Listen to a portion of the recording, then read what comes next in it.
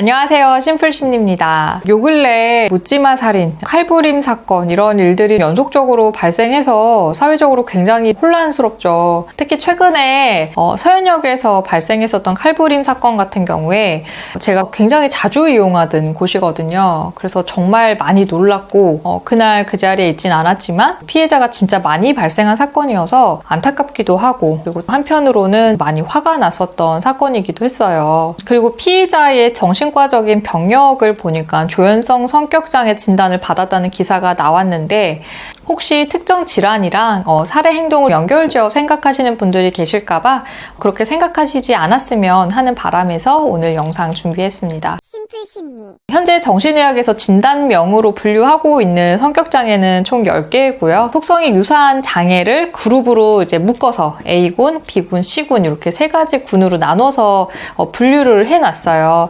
오늘 다룰 조현성 성격장애는 A군에 속하는 장애고요. A군에 속하는 장애들은 조현성 성격장애, 조현형 성격장애, 편집성 성격장애가 있습니다.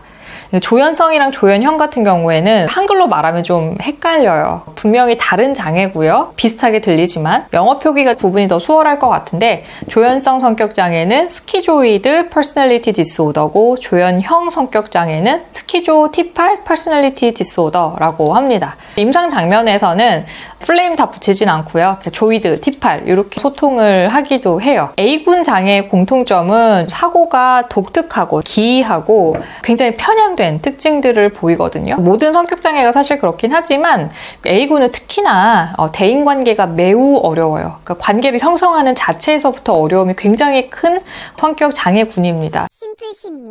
오늘 설명드릴 스키조이드, 조현성 성격장애의 특성을 진단 기준에 기반해서 말씀을 드려볼게요. 이 장애의 대표적인 특성은 친밀감에 대한 욕구가 되게 부족하다는 거예요.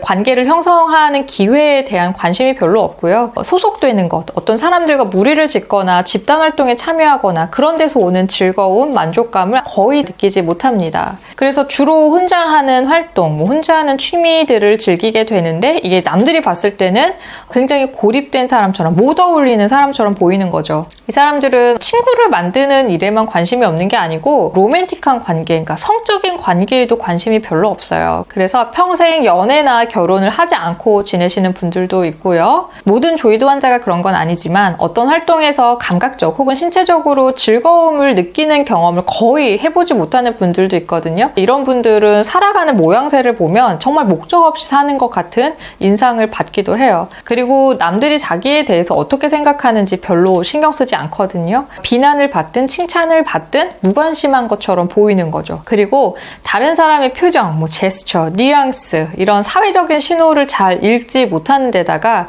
이걸 읽더라도 여기에 맞는 융통성 있는 대응이 되게 어려워요. 그래서 이분들을 마주했을 때 직관적으로 딱 느껴지는 인상은 감정이 없는 사람처럼 보여요. 굉장히 냉담하고 냉정해 보일 수 있습니다. 실제로 아무런 감정을 느끼지 못하는 건 아니지만 본인이 느끼는 감정 경험을 겉으로 드러내는 게 어렵기 때문에 사람들이 봤을 때는 아주 소극적이고 위축돼 보일 수도 있어요. 흔히 은둔형 외톨이 하면 생각나는 이미지 있잖아요. 그 모습에 가장 가깝다고 생각하면 이해가 빠르실 것 같아요. 성장 과정에서도 대인관계가 실제로 지속적으로 잘 이어지지 않았을 가능성이 굉장히 높아요. 사실 이번 사건 때문에 조현성 성격장애가 공격성이나 폭력성이 두드러진 장애처럼 오해를 하시는 분들도 계실 텐데, 실제로는 감정 표현이 둔하고 외부 자극에 대한 반응성도 굉장히 낮은 성격입니다. 심플심리.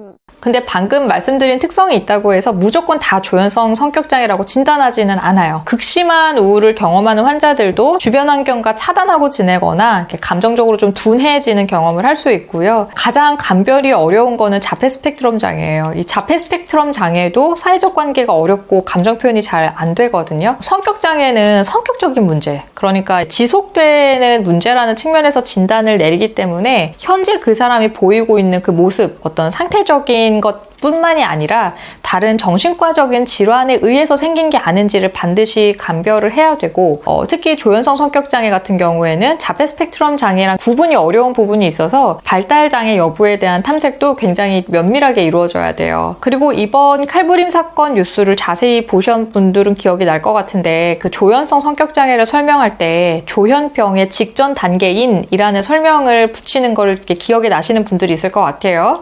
조현병은 조현성 성격장애랑 달라요. 조현병은 지각장애랑 사고장애가 동반되는 질환이거든요. 지각은 사람들의 감각이죠. 감각 자극에 대한 이상 반응이 생기는 거예요. 뭐 예를 들면 자극이 없는데 소리가 들리고 눈에 보이고 이제 냄새가 나고 환청, 환시, 환후 이런 것들, 그러니까 환각 증상이죠. 그리고 현실성이 전혀 없는 생각을 사실로 믿는 망상, 이제 사고장애예요. 이런 것들이 두드러지는 병이 이제 조현병입니다. 이런 증상이 이제 6개월 이상 지속되면 조현병 진단을 내리게 되는데 이 조현병이 어느 날 갑자기 뿅 이렇게 나타나는 게 아니에요. 시작하기 전에 전구기라는 기간이 있어요. 이 두드러진 특징들이 다 올라와 있지는 않은 관련 징후가 약화된 버전에서 나타나는 기간이 있거든요. 그러니까 조현병의 역치에 미치지 못하는 기간, 병이 시작되는 전 단계라고 보시면 될 것 같은데 조현병의 전구기 단계의 특징이 이 조현성 성격장애 특성이랑 굉장히 유사합니다.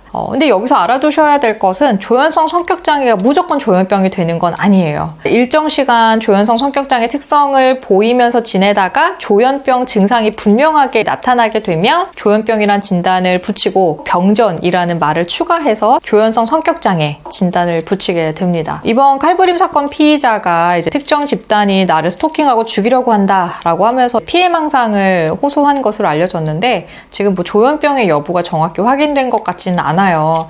근데 조현병이라고 할지라도 이 질환을 경험하는 모든 분들이 같은 내용의 망상을 경험하는 것도 아니고 폭력성을 보이는 것도 아니기 때문에 이런 사건들이 조현병 환자에 대한 낙인으로 이어지지는 않았으면 좋겠어요. 그리고 마지막으로 이 조현성 성격장애 예후를 짐작했을 때 조현병의 전 단계일 가능성이 있다고 말씀을 드렸잖아요. 그래서 조기에 치료 개입을 하는 게 굉장히 중요합니다. 혹시 가까운 지인이나 뭐 가족 중에 이런 증상들을 보이시는 분들이 있다면 꼭 정신과적인 진료랑 치료를 받을 수 있도록 도움을 주셨으면 좋겠어요. 오늘 심플심리는 여기서 마무리할게요.